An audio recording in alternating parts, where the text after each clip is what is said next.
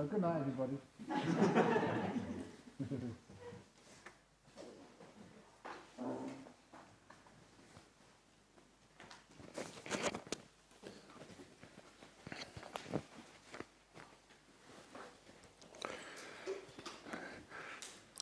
It's a heavy box. Oh my goodness. Oh, very heavy questions. One at the bottom. The first question tonight. Dear Ajahn, this isn't a question, so I'll give an answer. That's what it says. This isn't a question, but more of a thank you note to all who helped make Jhana Grove what it is, and to all working tirelessly for the retreat. You don't work tirelessly, you get really tired. But we're willing to do that. There is nowhere else I'd rather be. Thank you all so much. P.S. Love your puns, as usual. They're much better than puns. Or maybe that was the marquee and the teepee joke this morning. Anyway, thank you for your appreciation.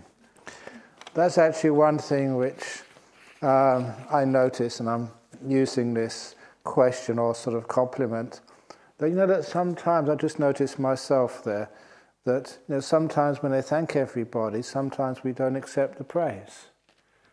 So, it's okay, this is just what we do. But if there's any criticism, how often do you accept the criticism but you never accept the praise?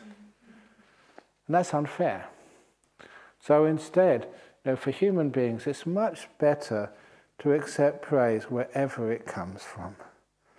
And if you accept the praise, I always was told, my conditioning as a young boy, if you accept praise, you get big-headed.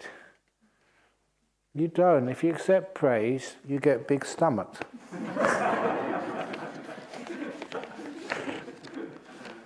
But it does mean that some of that praise is just well-founded. And some years ago, I've got plenty of praise in my 70 years, but I've also got criticism as well. But the praise I always keep in mind. And a good example of that was it 2 or 3 years ago? One of the former members here, she really made sure, she wanted to make sure that I got that Order of Australia medal, the AM. And I thought, oh, come on, what do you want to do that for? And she sort of said, well, look, it's really important. And so, she did all the work, and I went over there. And when I first went over to the government house to get this medal, the Order of Australia, same as like the OBE in the UK. First of all, what am I doing this for? I shouldn't really be here. But then, I'm a monk. You don't have medals or accolades. But then there was a couple of ladies there. They were actually in the staff which were organising the event. And I remember they came up to me afterwards and they said, of all the people here, I think you deserve this the most. I said, why? And they said, because they'd both listened to the YouTube talks and that had solved their depression after their divorces. And they said, you actually do something. And they said, thank you so much for being here. When I got that little accolade not from the other people there, but these are people who were helping organise the event, I thought, wow, I accept that then. So I accepted the medal. And I thought that's a lovely thing to accept, because you were doing something and it was working for people. Getting people just to make peace with some of the difficulties which they have in life. When I accept that, I feel very happy.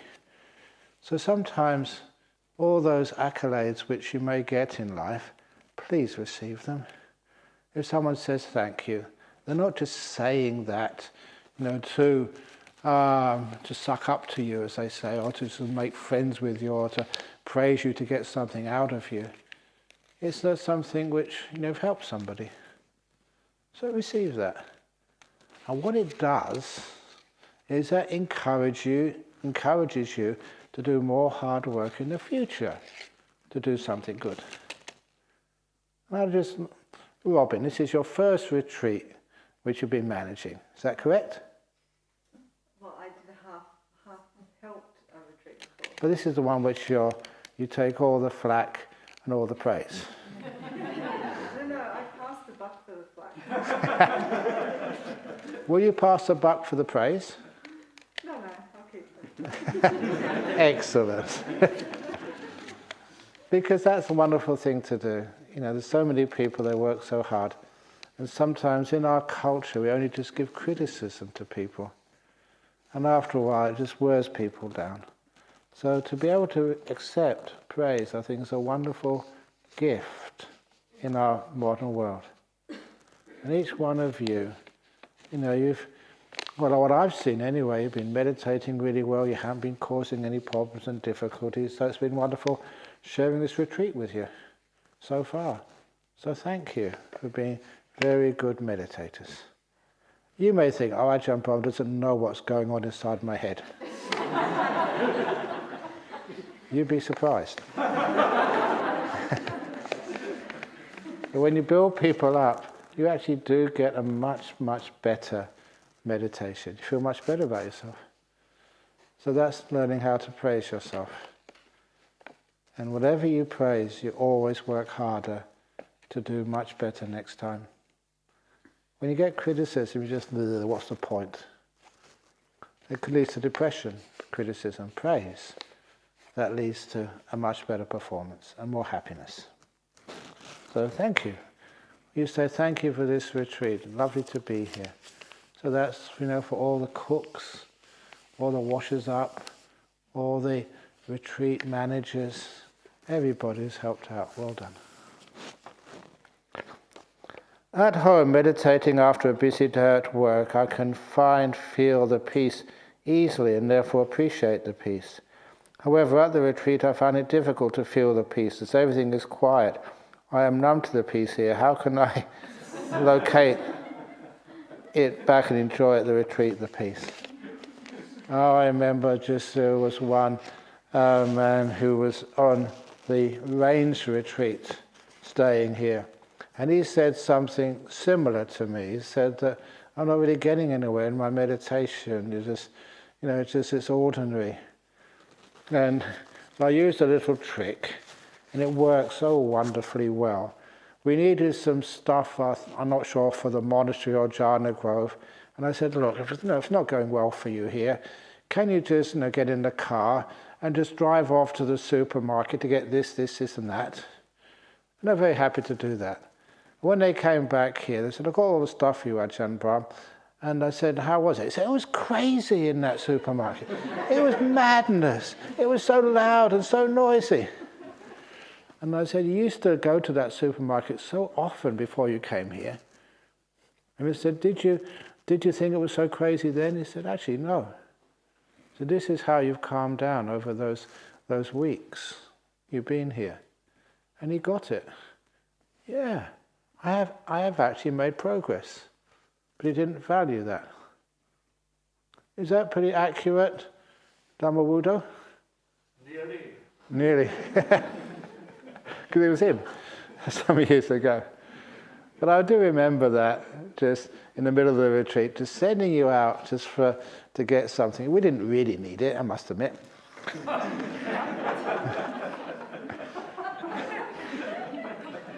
But it was just a teaching thing to help you understand that you have actually calmed down a lot. And it's the same with somebody else. They told me that they got in their car and they were just so calm and peaceful. They just even couldn't start the engine. They're just like frozen. So they told me that today. But it's amazing just how these things actually work on you. Sometimes you don't see it, because everyone else is getting peaceful and calm. It's just the same way that, honestly, I look at the photos of me now, and I have got a big heart now. But I don't know when it happened. I look at me when I was young, I really was thin. Did I just wake up one morning and then you were fat? No, of course that doesn't happen. It just changes so slow you don't notice it happening. And that's actually the way of meditation as well. You don't notice yourself getting very peaceful. But it does work. And even if you think your meditation's no good, you're still here, enjoying the peace and the silence. You're keeping the noble silence pretty well, so well done. And that will just get even more peaceful afterwards. So it does actually work. So you think you're not getting peaceful, you are. Ajahn, my mind easily tries to trap me in the movies or teleseries I have watched previously rather than the past and the future. Sometimes these thoughts are way too long and it kills my time a lot. Sometimes I feel I have created a new movie script. This happens regularly and not only during meditation. Please help me to overcome from this trap. It's one of the reasons. Why do you do that? What's the cause of wasting time? Because one of the causes is you're not happy just being silent. And so you've got this whole menu, this whole, what do you call it in computing, I suppose? All your memories about past movies. And so when you feel bored, when they do that in the TVs, they flip through the channels. And said, none of that, you've seen those movies before. They're boring, but you still watch them. Because I remember just when I was a school teacher, the first year, it was quite stressful dealing with kids all day. And when I got home, the first thing I did was put on a cup of tea, just have a cup of tea and turn on the TV and look at anything. I know I was 21 years of age at the time or something. Anything, because you're just so dull, that if you didn't do anything, you just get really bleh. It's only afterwards, after half an hour, you kind of wake up mentally. And so I realized that a lot of times we have these thoughts, we just follow these thoughts, we go to these scripts, or movies, or songs, or whatever, just to divert us from the suffering of the present moment. It's just something to fill in that gap, that hole. But of course it doesn't really work that well. It's just temporary relief, but in the long term you still have to face that suffering. So the best thing to do is, again, if you try and do things like watching the breathing, it doesn't work because the mind isn't just up for it. It just wants to be distracted. A lot of entertainment, that's all that is. It's just distracting you. And after a while, I find one of the best meditations when you feel sort of tired or distracted, so you're open to go into any old movie, any old script, anything to disturb yourself or distract yourself. That's when that Emperor's Three Questions is really good. Now is the only time you have. Be real. And then what's in front of your mind? If it's tiring, if it's unpleasant, if it's yucky, it's here. Be with it and care for it. It's easy to care for like a little kitten or a puppy, but can you care for a little millipede, those little black ones which are on the path all the time? They've got life as well. They just want to have a nice peaceful life. And I've seen a few people just collecting those millipedes in the morning, really kindly. And I admire you for doing that. You're giving those little millipedes, you put them in the stew for lunch. I hope you don't do that. You put them in the bucket. I don't know where they go after they're in the bucket. And then you release them somewhere nice and friendly. So that's nice when you do things like that. And even in my hut. How many mice have we caught so far in there? Is it 3 now? I think it's 3. Yeah. Are you sure it's not the same one? Because you only just take them over the road and they just come back again. And I thought those mice must be really understanding. They're in for a very happy time. Because Nicholas is just very kind to them. He gives them some food and doesn't take them that far away. So they get a bit of exercise, they get a free tour, a holiday, and they just come back again. And they go, I'm sure they go in the trap, voluntarily.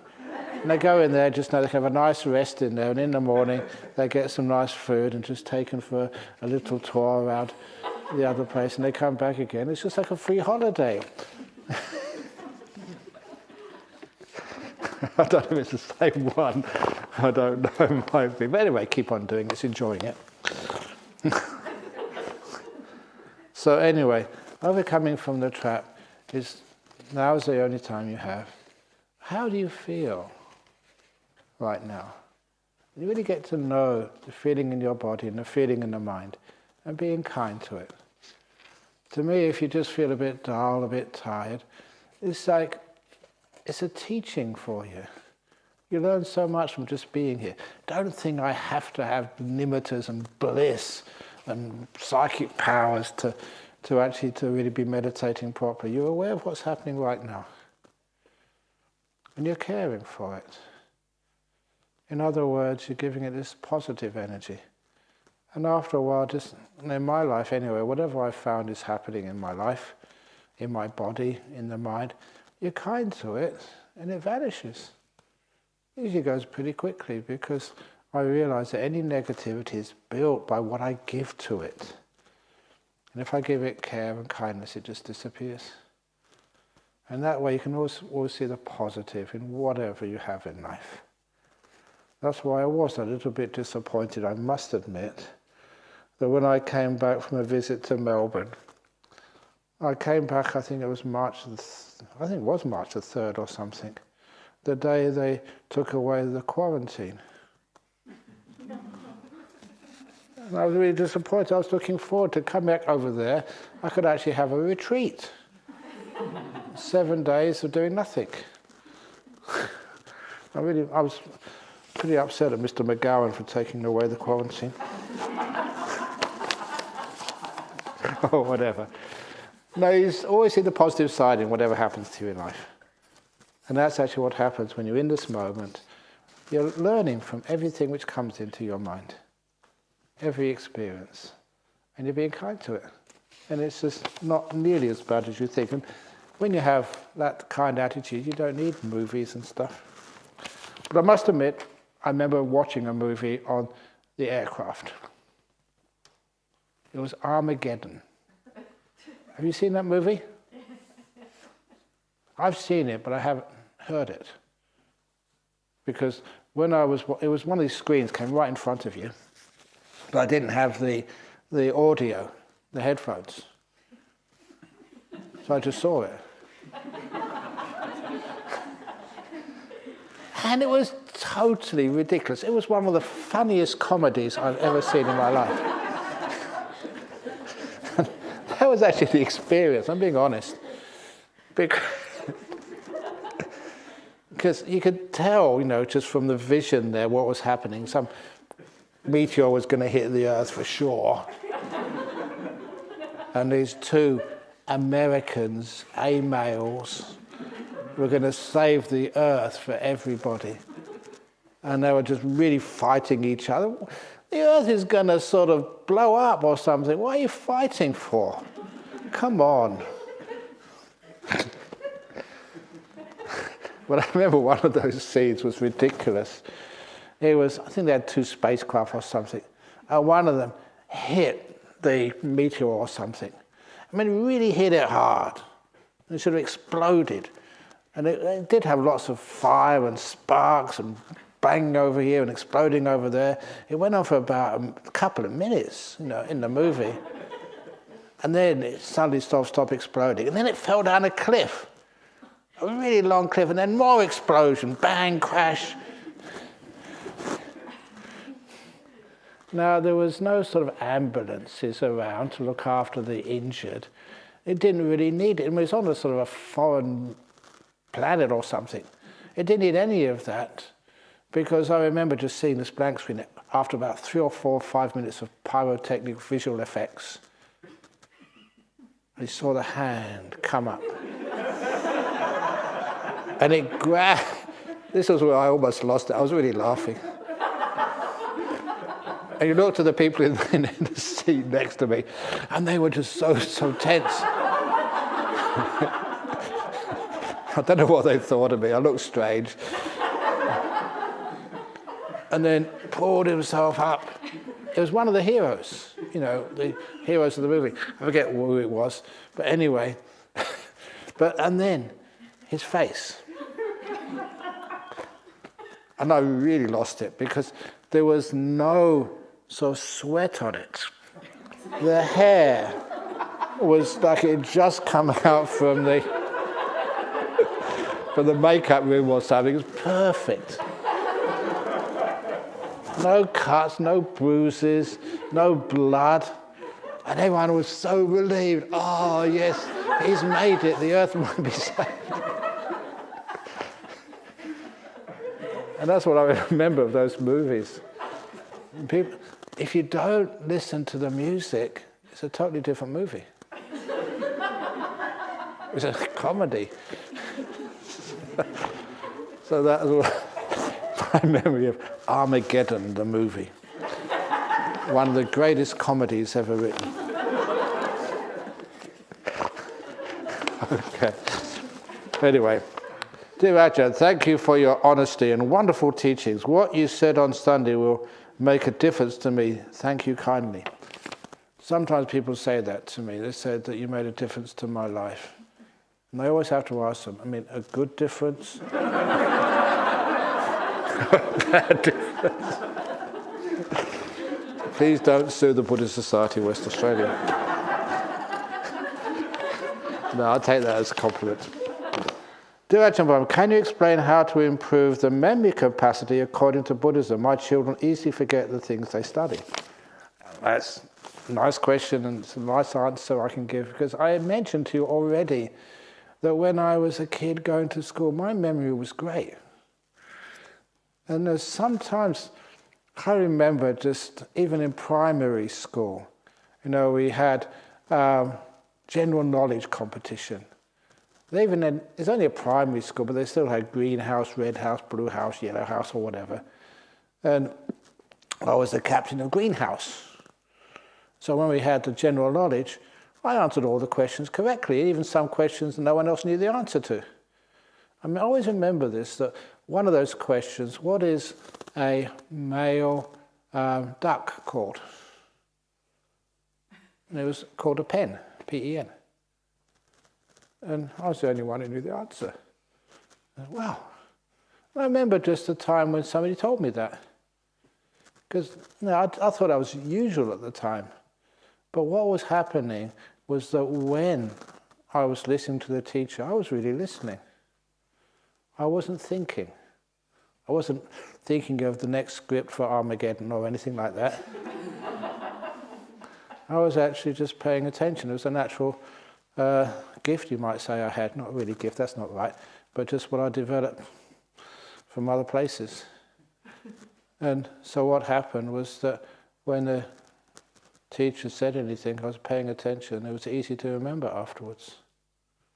And similarly, I've said this earlier, if you are just mopping up some water on the table, if you've got a dry sponge, it will mop up so much, it will absorb more. If that sponge is damp or wet, it doesn't absorb up very much. So my brain was like very dry, which meant I absorbed so much when the teacher was teaching these things. And so that's where the memory comes from.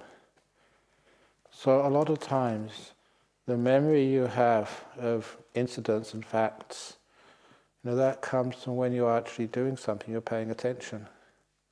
You're being mindful, aware.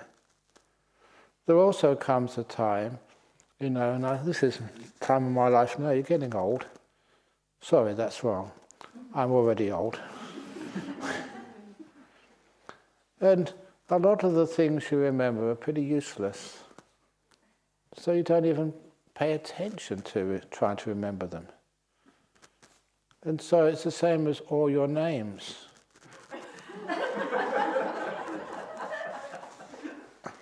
And you've got to excuse me because look, in my line of work you meet thousands of people. And I remember this Sri Lankan lady came up to me once and said, "Oh, Ajahn Brahm, I was one of those people at that big talk you gave, and BMICH, that's a big conference centre in Colombo." I said, there was 10,000 people there.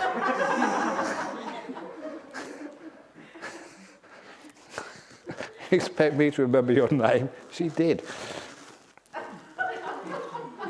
She knew my name. So these days, when people put me on the spot like that, do you remember my name?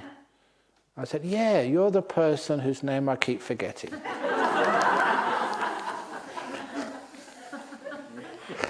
It gets you off the hook. But it's also the case, on that sort of story, this is a beautiful story, not a joke, that there was this gentleman at one of these retreats I gave over in Sydney. And when he started the retreat, in the question box I had so many questions, the same question, can you please ask people to be quiet in the meditation room? Can they please breathe quietly? Because this gentleman had a sinus cancer. He had a big tumour up his nose. And he told me before he wasn't a Buddhist, but he thought that through meditation he can maybe do something positive with his tumour. When I mentioned to everybody, this gentleman is dying, he's been given up by his doctors, and he's just come here as the last throw of the dice, as they say. And he said, he can't breathe through his nose. It's blocked with a tumour. And after that, I was so impressed with the response of everybody in that meditation retreat. They were just so kind to him. The noise of his heavy breathing didn't make any difference to them. That because he wasn't doing this on purpose, that's the only thing he could do, and they were just so compassionate towards him. And just the noise never bothered them at all. And of course, at the end of the 9-day retreat, he hadn't got anywhere, still breathing heavily through his nose, through his mouth, sorry. But then, and this is something which is weird, and I've mentioned it to you before, it's almost like the last meditation is sometimes the best. Because what happened with him, I was in the car and I was just about to leave to go to the airport to come back here. And he came running out. Ajahn Brahm, please don't go yet. What happened? He said the last meditation he did, he heard a popping sound in his nose. And he could breathe through his nose the first time in weeks. Only for a minute, and then it closed up again. And I said, well, great, carry on. But I thought that he'd left it too late. So I went back to the airport and I thought he would die. But then, about 6 months later, I was giving a talk in another place in Sydney, and this gentleman came up to me, do you remember me? And of course I was honest, who the hell are you? And he said he was that guy. But when people are dying of cancer, they just look so gaunt, so thin. And it was him. He said he carried on doing this and it had worked. So the cancer had gone into remission, to everybody's surprise. And he looked he looked healthy for the first time. And I'd known him. I'd known him just the time before and he was dying of cancer. And I said, thank you for asking me that question. There's no way I could have known you, because your face looks totally different. But well done. And I asked him what he's doing now, and he said that he's going to spend the rest of his life, however long he has, just teaching other people how to meditate properly. to relax so much, so the body can heal itself if the karma is ripe for healing. I remember that. And you reminded me of that when I was talking about, do you remember my name? So they look different. Next question, could you please explain how to watch the breath in detail? It's quite hard to separate the mind from the body to watch the breath. Every time I try to do this, I have difficulty in breathing. I think I interrupt the natural breathing process. Yes, you do. It's just, like, sometimes I've seen this. When somebody's say, you're in the kitchen making lunch, and somebody, tries to help you, and say, no, that's not how you're supposed to boil a potato. You're supposed to boil it this way. And it's not your kitchen. It's not your meal. Why do everybody like to get involved and tell how it should be done? Have you ever noticed that whenever you look at something, you always take over? There's one lady, she's a really good supporter over in England, and I've kept on telling her this, and she accepts it. She picked me up from Heathrow Airport. Her son was driving the car. She was in the, I was in the passenger seat. She was in the back seat. Her poor old son. She was telling the son, don't go too fast, don't go this way, this is a much better way, don't overtake now, we were Buddhists, we've got a holy monk in the on the front of the car, so do it this way, don't do it that way. My goodness, she was just a backseat driver, the most backseat driver I've ever been with in my life. Poor old son, who was trying to drive the car. But why do we do that? Why can't we just let go and let your son do the driving? Why do you always have to be control freaks? Because that's what happens when you start watching your breath. Your body's been breathing all your life. It's done a pretty good job of it. It knows what to do. So that's what I do when I watch my breath. Oh, you've been breathing well enough. I'm confident in you. Your lungs, you've done 70 years I've been breathing. If my lungs don't know how to breathe by now, I'm not going to tell it. So that's how you give confidence. But if you try and control and get involved, the drive, in the car with a backseat driver, all just gets really, really unpleasant. Or if you have an argument, you're cooking food for the monks or for the nuns, and you go, no, don't do it this way, do it this way. These can't do it. For goodness sake, just one person at a time. If it's their kitchen, they can do the cooking. And if I'm the monk, I'm just going to do the eating. I'm not going to tell you how to cook. I'm doing the eating. So anyway, the natural breathing process is just when you leave it alone, and it does it brilliantly. So have trust in your lungs. So when you're meditating, hope you want to breathe lungs, you know how to do it. So you can take time out. You don't have to do it. Yay, one less thing you have to worry about. Is there an age limit to becoming an anagarika or a monastic at Bodhinyana monastery? Would you allow someone with young children to become an anagarika or monastic if permission was given by their parents and spouse or ex-spouse? You know that sometimes with children, that it's important you look after your children.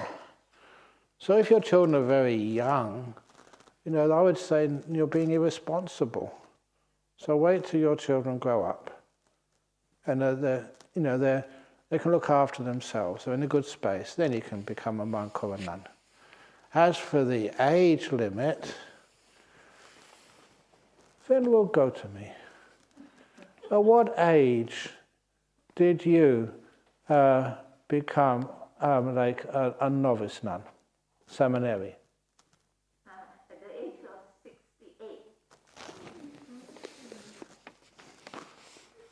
68. There are exceptions. Because the rule is, I'm not supposed to be over 50. But you sneaked in there. Well done.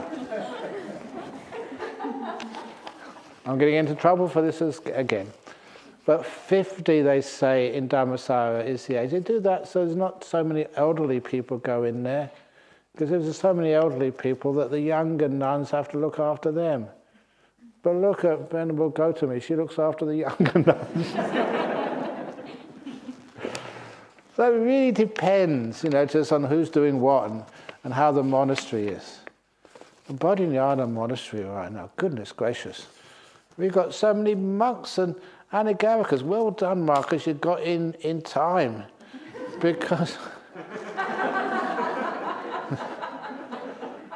I'm supposed to be the abbot. My job is to care for you guys and make sure, and the ladies as well, to make sure that, there's enough places for you. But I just was looking with Venerable Nibbutta, 30 monastics for the range retreat. I'm going to find places for them all. So, even if Sariputta came, made a second coming, I don't know what I'm talking about. But, say, sorry, we're full. So this is one thing, but the age is important, the health of you is important. So you've got to make sure that, you can look after yourself. And you're not going to get sick quick and then just the monks or the young monks have to look after you for the rest of their life. So, and also just that you are free from any encumbrances like, kids or lawsuits with your wife or whatever. So try and keep it so simple. And sometimes when we discuss this, we say, if you really just are irresponsible, not looking after your kids, then it's not like a place you just an escape from responsibility. It's a place where you can find peace. And sometimes that's one of the reasons why we have that even sanctuary. Many of the prisoners up in Karnat, that's one of the first things they ask me. In Bodhinyana Monastery, do you grant sanctuary if they escape? And you say, sanctuary, I'm in there. And they say, no, we ask all these questions when a person becomes a monk. Are you free? Are you in debt? Are you wanted by the police for something? And so otherwise it creates a lot of burden on the community and gives you sort of a wrong understanding of what you're there for. So that's the limits which we have. And at the moment, Bodhinyana Monastery in Dhammasara, you're really popular. And it's hard to build huts and places for you. And so that's one of the reasons why that it's sometimes difficult to get into places like Bodhinyana Monastery or where else? Dhammasara. And that's why we're constantly building new places.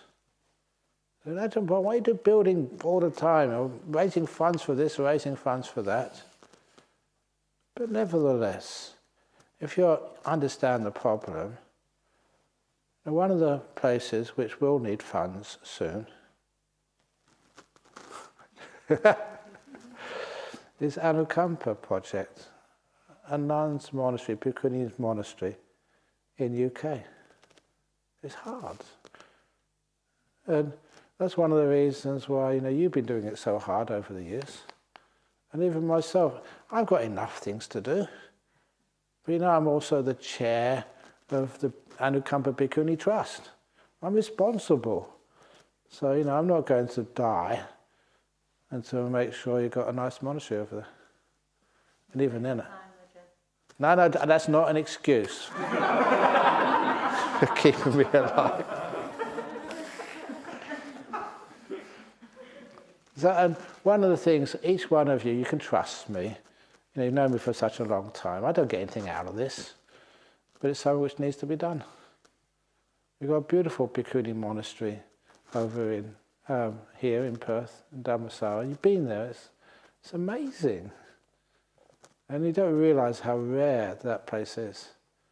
We've got a monastery for nuns and for monks over in Melbourne. It's just still being built. And a Santee monastery is now seems to be flourishing under the Bhikkhunis. That's in Sydney, in a nice monastery in the UK. Why not? So if any place, I want to ask, where do we need funds?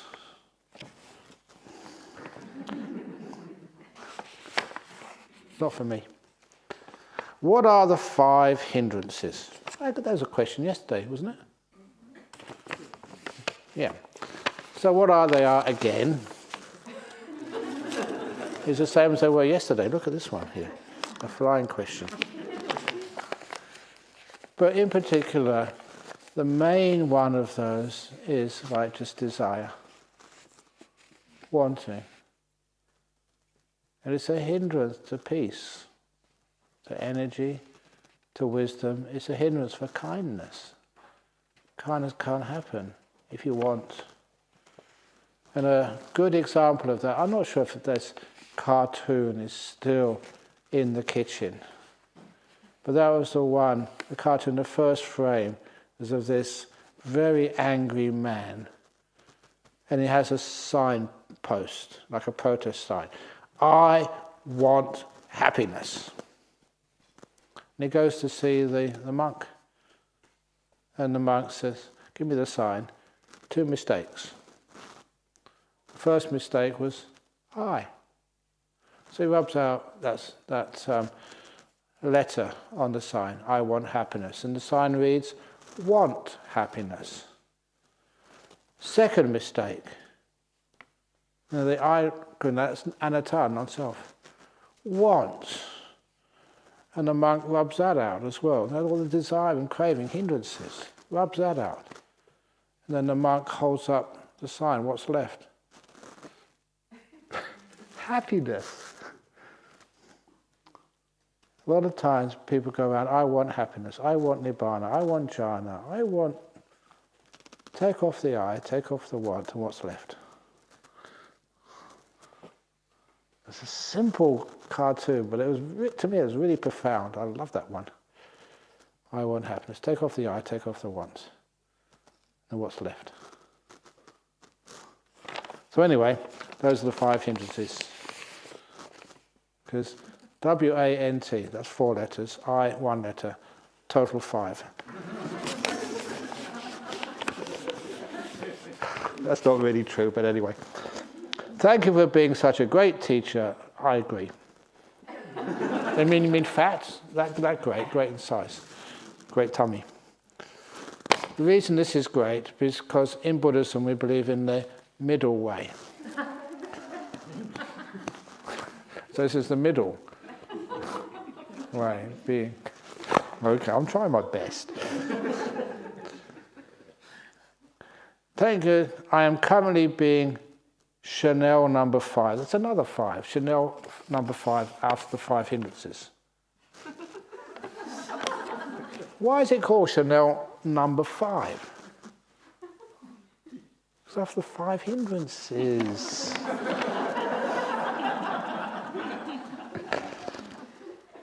I'm currently being Chanel number 5 on the lotus, that is you. Anyway, would your guidance for bushwalking meditation be the same or any difference to walking meditation in the hall? If it's walking meditation in the hall, you get much more peaceful because you got nothing much to disturb you. It's safe, it's cool, you don't have to turn left and turn right, you just turn around. So it's much more peaceful. But there are some times when you just want a little bit more exercise and a little bit more sort of seeing nature. This was something which I couldn't figure out for years when you read all these sayings of the enlightened monks and nuns in the time of the Buddha. And they always just was delighting in nature. Isn't that sensory pleasure? What's the difference between delighting in nature and delighting in a movie? The difference is that nature you can't control. Nature is teaching you that it's just there and there's nothing you can do with it except just enjoy it or just leave it alone. But it's anatta, you can't own nature. You can't make it how you want it to be. Which means that you're actually seeing a beauty which is non-self, which is unable to be controlled. I think that's one of the reasons why looking at nature is very beautiful. Anyway, I've only got not even half the questions yet. I've only got 10 minutes to go. Ajahn, although you say don't measure the meditation, some sense of progress, even only a small sign of results, is nice to have for encouragement. How do we not be discouraged, lose hope and give up in the absence of perceivable results? Thank you kindly. Is because that's what life happens. What you're doing, if you're looking for progress, if you're looking at results, if you get a little bit of a result, that just feeds the addiction to hope, the addiction to results, and you look for more results and more results. So this is my life story. When I was young, I was a whiz kid at school. I did my O-levels at 14. And I loved playing soccer at that time. I was not bad at soccer. And anyway, I played for the school team. And that my parents, my teachers said, don't spend so much time playing soccer and kicking a ball around. Stay home and do your homework. Because if you pass your O-levels at school, then you'll be happy. I believed them. So I didn't sort of pursue my career in soccer, and I passed my O-levels, lots of O-levels. And was I happy? No way. Now I had to do A-levels. Goodness gracious. And so, but they said this is important, A-levels, because that gets you to university. So I worked hard. They said I wasn't chasing a football then. I was chasing girls. I said, don't go to so many parties and dances and stuff. Stay at home and do your homework. So I did. What happened? I got 3 A's in my A-levels at that time, which meant that's university entrance. So I did the scholarship for Cambridge. One nice thing was passing all those things early. I had my place in Cambridge when I think I was 17, just past my 17th birthday. Had about 9 months of freedom. Because you couldn't go to those universities until you were 18. I just could not go there. So I had all this time, just nothing to do. So I went all over, as far over the world as I possibly could. Went over to North Africa, see different cultures in the United States and Mexico, and also down into Guatemala.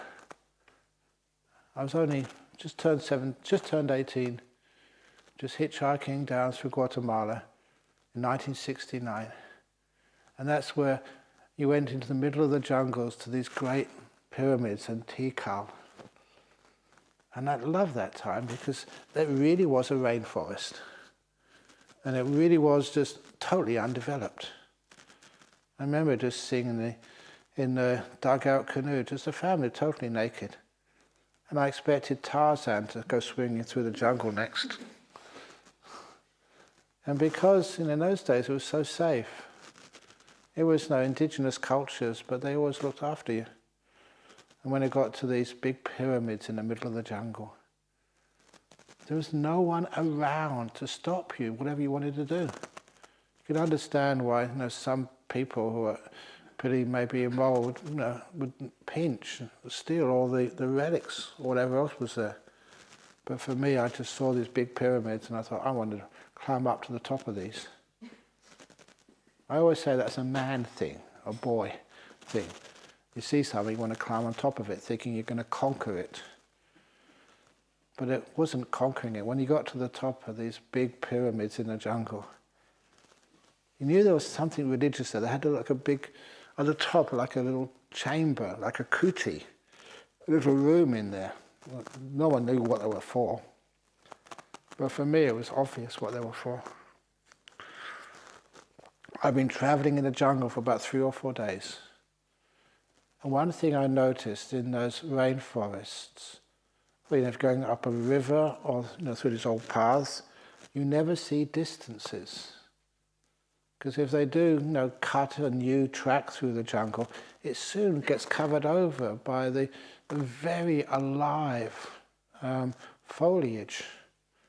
They never saw distance for 3 or 4 days, and when he got up to the top of that pyramid, it was above the tree line. And you could see great distances. And only 3 or 4 days in the jungle, and now when you're above the jungle, the simile was obvious. I could see where I came from. I started imagining a young boy or girl being taken up by a priest up that pyramid for the first time in their life. That would have blown their mind. You could see where you came from. It's like the Google Maps. But this was no electricity or anything there, so that would have been really amazing to see. This is your village, this is the next village, this is the rivers and stuff. You had a map of life. And it was cool up there because the wind could actually flow past. It wasn't sort of in the jungle, which was very hot and humid and stuffy. But also, I always remember at the time saying, you could look to infinity in every direction, with nothing standing between you and the infinite. I thought, wow, it's religious experiences, spiritual experiences, just by having a big pyramid in the jungles, you could see forever. The symbolism was so immense. I thought, wow, this is what they're there for. Because you were by yourself, and you could sit up there for however long you wanted. You didn't have to pay any tickets or anything. And that was enjoyable. Anyway, progress. I was just talking about just going to school and then university. And university, when you go to university, there's Cambridge, for goodness sake. You pass those exams, you're made for life. So work hard. That's what I did. Actually, even then I was just getting a bit, suspicious.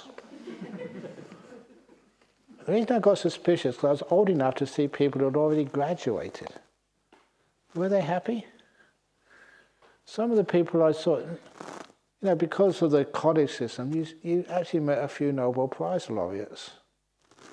These were people who won Nobel Prizes. And I thought, they were so intelligent, they must be so happy. They weren't. They were just even a bit more stupid than the ordinary person. Because they were spending all their time focused, on just the new theory of quantum mechanics or chemistry or whatever. And they're just in a totally different world. I remember they had trouble with their relationships. One of the men, which not here, when I was a student, but later on, just because I had the connections, when Sir Roger Penrose, he was the one who discovered the black holes. He was actually the person whose mathematics gave Stephen Hawking the opportunity to suggest the Big Bang theory. But Roger Penrose was there first. He came to Perth, and because of the connections I had at the time, I got an invite to dinner with Sir Roger Penrose at the Gravity Centre over in Gingin, or whatever it is. But he said, Ajahn Brahm, a guest, and I think a partner. And I took Dennis Shepherd. He was our president at the time, and he was always a really great amateur astronomer. And so he was very happy to drive me there. I didn't have any dinner, obviously, but just being able to meet, someone. Has he got a Nobel Prize now, Penrose? He certainly deserved it. Has he got one? I think so. Yeah, I think he's got one now. But, just only a few people were at the Gravity Centre that evening. And you had a chance to have a chat with him, or try to have a chat with him. He was the most socially malfunctioning person I've ever met. He didn't have a partner, not a wife or anything. And he was just wearing just this suit which was, needed washing or pressing or something. He was just so badly dressed. And you started talking to him and he just couldn't hold a conversation with you. He can have a conversation with a whiteboard or a blackboard or something, but not with a person. And then I tried to have a conversation with him, but no way he could engage. And after a few minutes, I looked up and he was like the wallflower. He was just sitting, not sitting, he was standing on a wall, just not knowing what to do. And everyone else, I was having this great conversation with this NASA physicist. But, they could hold a conversation, this guy couldn't. And that's, things like that show me that it's not really what you really want to be, a Nobel laureate. I'd rather spend time with those geniuses from the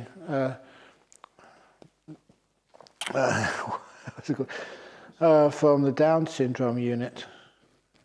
They're much more pleasant to be with. So after a while I thought, all this progress in the world, is it really worth it? You have a Nobel Prize, you're a great professor. Is that really what you want to be? So progress, I started really doubting that. It's much better just to be. How can you measure progress, even in meditation? If you try to get that progress, why? It's just the ego wants to just have more things to own.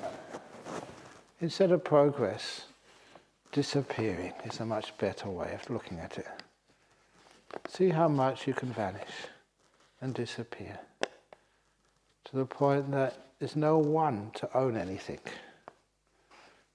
You're gone. You're gone, baby. Gone.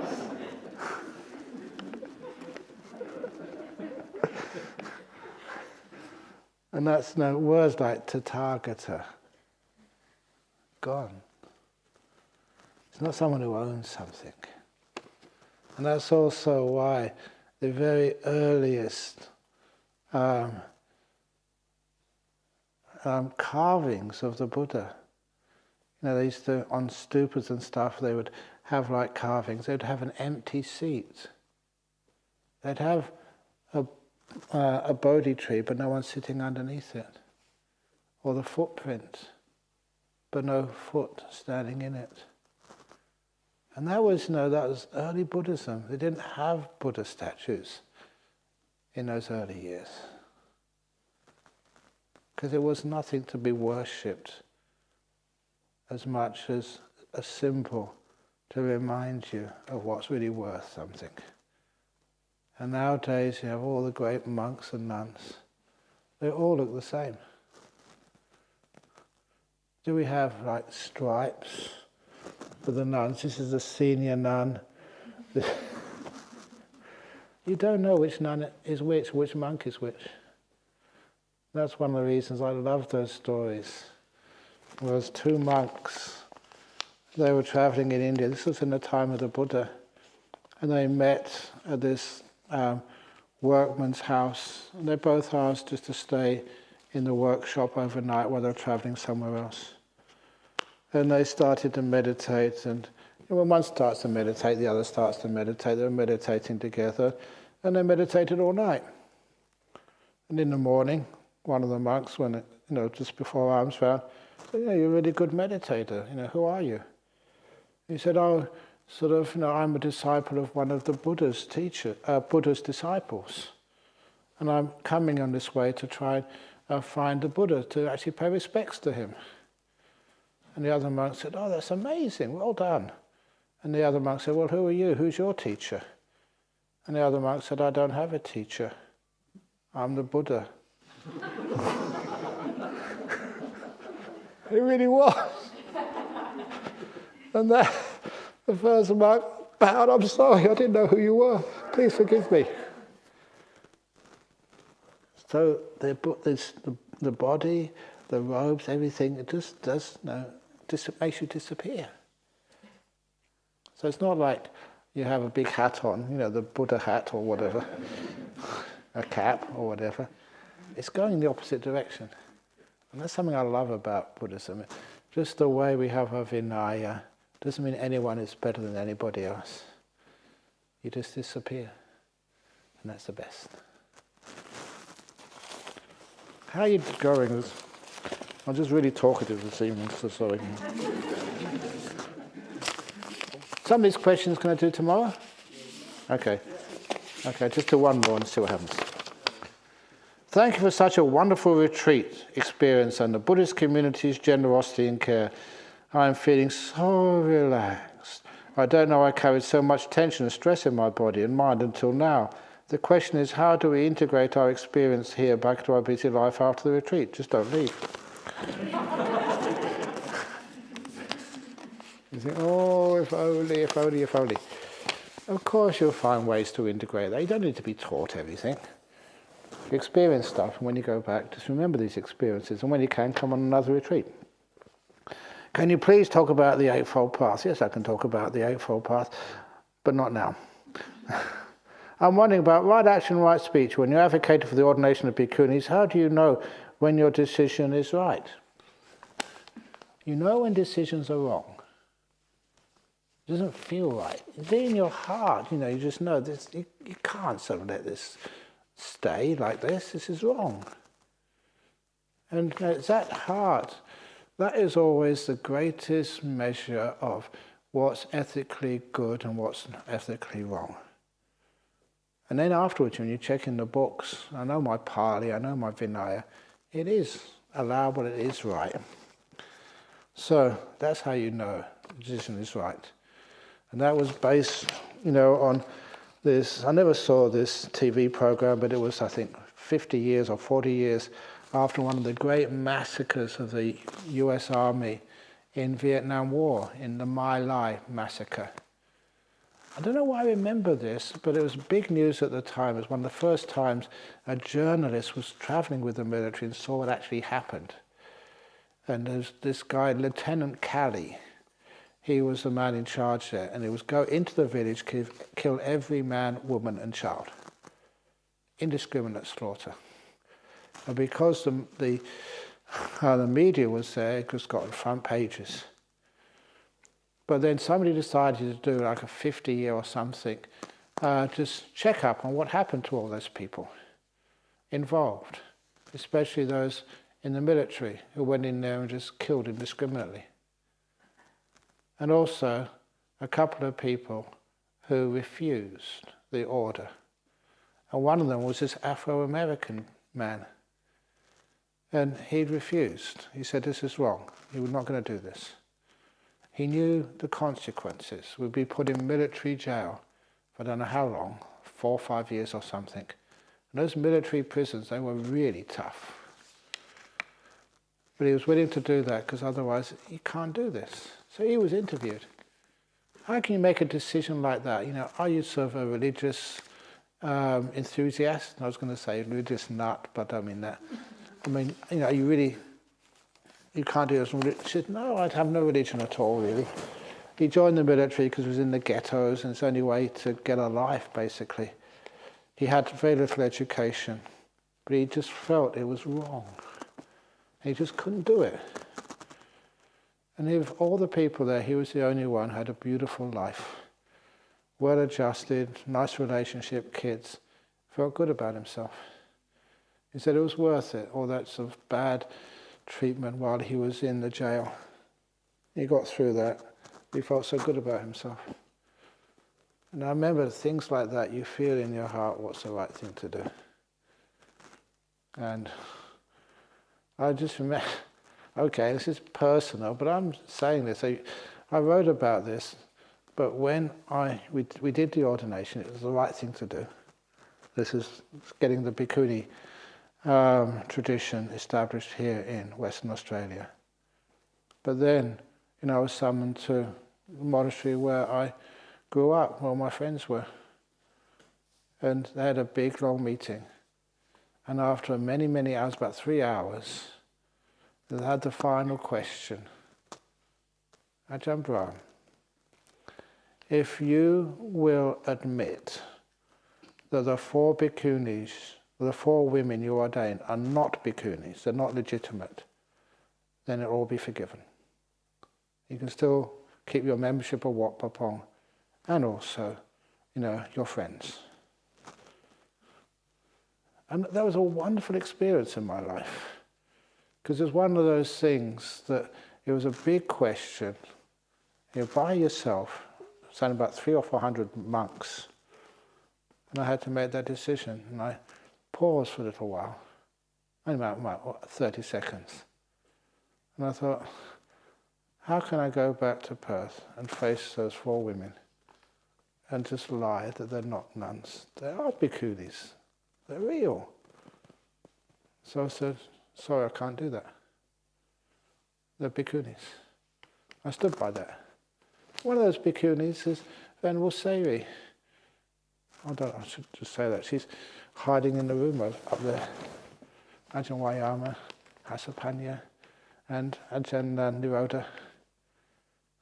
So it doesn't matter what the consequences are. You follow that inner ethic, and of course it's right. So it was a really fascinating time of my monastic life, just with everybody saying to me to do other than what I did. All those friends saying, just admit they're not bhikkhunis. Sorry, I can't. Oh, really? Yay! You stood your ground. Sadhu, sadhu. Yeah. Okay, that's a pain. There's 4 more questions. We'll do those tomorrow. So I just was talking. I think it was more talking than answering questions, but I hope you enjoyed it. Sadhu, sadhu, sadhu.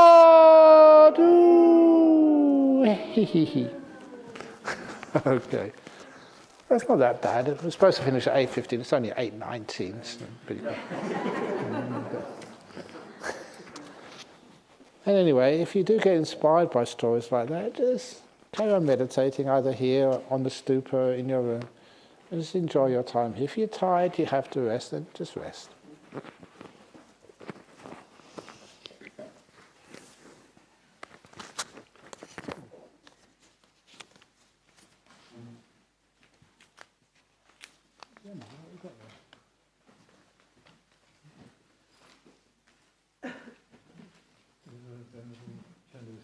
Okay, I've got something.